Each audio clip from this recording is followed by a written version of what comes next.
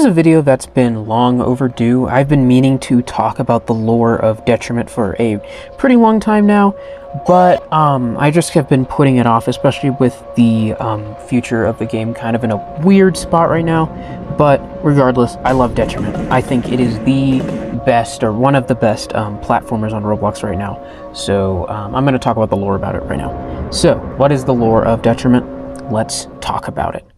So our story begins with the first level. There's not really much that we can glean from the first level. It's just more or less just the whole kind of like tutorial area. There's not really much lore significance to this area of the game, but there is one thing that is pretty interesting. So when this part of the game begins, there's a cutscene, right? It shows like a bright light and then all these triangles go around it. The thing sparks to life.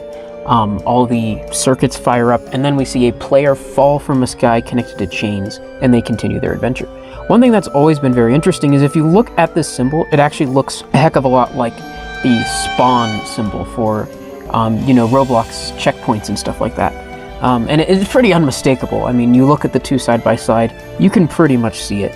So I think this is just a hunch, but I do think that this is telling us that players, Robloxians in this world are kind of just spawned in.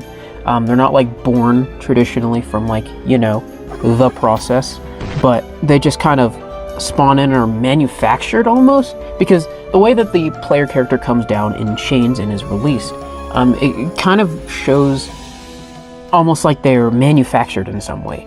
I don't know if anyone else got that impression, but that's the kind of impression that I got. And you'll see the world of Detriment, very interestingly, it merges Roblox terms and just things that we just see as game mechanics as core like lore and story points, which is something that you see a lot going into A1 and A2, the two main levels of the Prologue area. So what happens next? Well, we have A1 and A2. And in this area, well, first we have the Prologue area. I'm jumping the gun a bit. Let's talk about the Prologue area. The Prologue area is a very interesting place. In this part of the game, your player character wakes up in the middle of the night and they can kind of just drunkenly walk around their house until they find whatever they need and they just go back to sleep. However, if you're an astute person about the lore, you can go around the house and just check out things. One of the things is a picture showing that the player works for a corporation known as Una. Another is a note showing that the player has not clocked into their job and has actually been late. And then in the far back of the house, there is a massive note detailing that the player is in the process of basically being fired if they don't continue actually working. So, what does this really mean? Well, basically the player is on the brink of losing their job. I don't really think they care, because the next morning it's like, oh, you better show up for that interview, otherwise you're screwed. Well, we just go out to get Bloxy Cola. That's the real start of the adventure. I think the true lore of the game is the tragedy of addiction. Just kidding, kind of.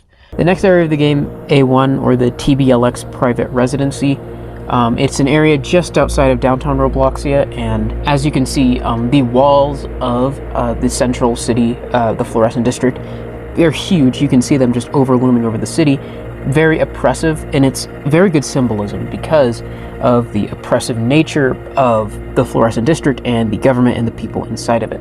So one thing that we learn from the TBLX Private Residency is that, and in the Prologue too, is that lesser Robloxians, basically the older stuff of Roblox, the noobs, the guests, stuff like that, ticks, all the old things of Roblox are being phased out of society. Ticks was seen as a lesser currency, and the government basically made it completely worthless. So it's being completely phased out of society, meaning that poor people, the noobs and the guests, they're suffering, they're being kicked out of the cities, they're living outside on their own, and they're just basically being wiped clean so that people can just do their thing. We see in notes that there are riots about normal Robloxians, ordinary just players, I guess, quote-unquote players, not being able to get food or access supplies or anything necessary of that sort. It's a pretty big kind of like, society at this point is just going through it, like they're having the worst time of their existence, and it's a very tough time. If you think about the time period of Detriment is set in 2016. This is going into real life Roblox stuff. This 2016 was a very interesting time for Roblox because this actually in real life checks out. This is the time that guests were being phased out. This is the time where ticks were removed.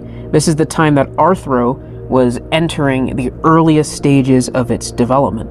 This was the transitionary period of Roblox. If you think about it, 2016 and 2017 were the years where old Roblox kind of fizzled out of the norm, the public norm, and new Roblox was pushed. These were the years where Arthro was trying to be normalized.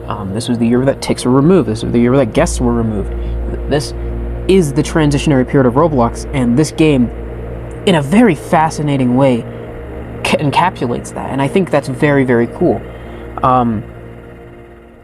Of course, going into the Fluorescent District, we learn more about these same things. We see the more pompous side. One thing that's very interesting is we see kind of like a pair of greedy developers and traders who are like, oh, well, this society is benefiting us, so that's fine. It's cool kind of public commentary almost, how the best of Roblox's developers, they don't really care. They kind of just like glaze Roblox in their decisions. So yeah, I think that's some pretty cool commentary. And also just in general, you just see the snotty, bratty, rich people that's just kind of expected of a pompous city, but it's also really funny. I think the Fluorescent District does an excellent job of feeling 2016, but also feeling futuristic.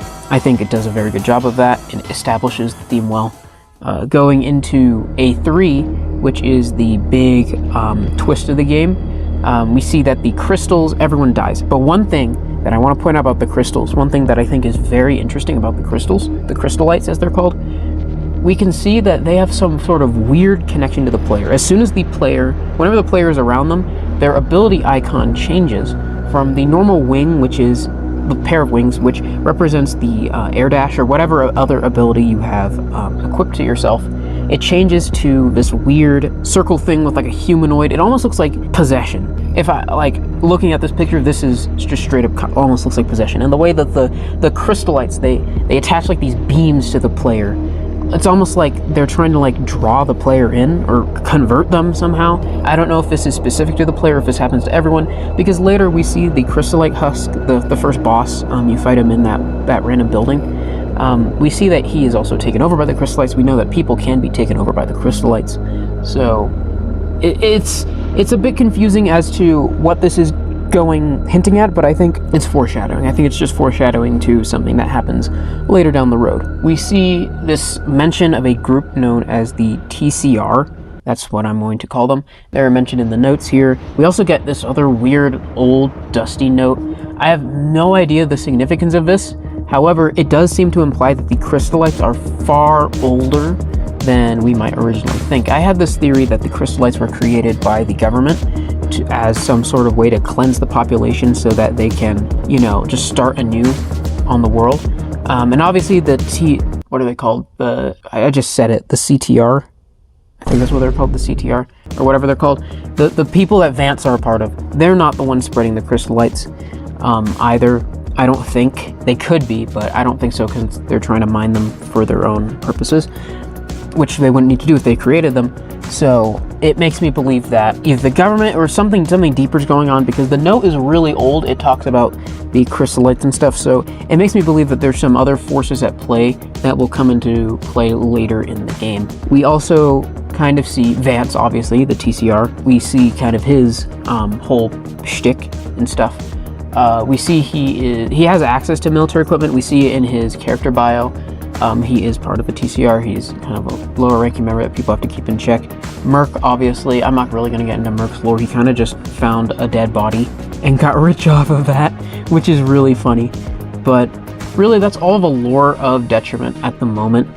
I think it's an incredible world. I think it's an incredibly fascinating world. I really hope that we get to learn more about this world if development on this version of the game continues. That's really all I wanted to talk about, just Detriment stuff. I love this game.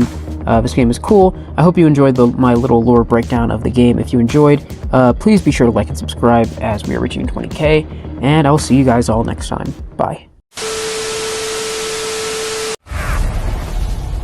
Who are you?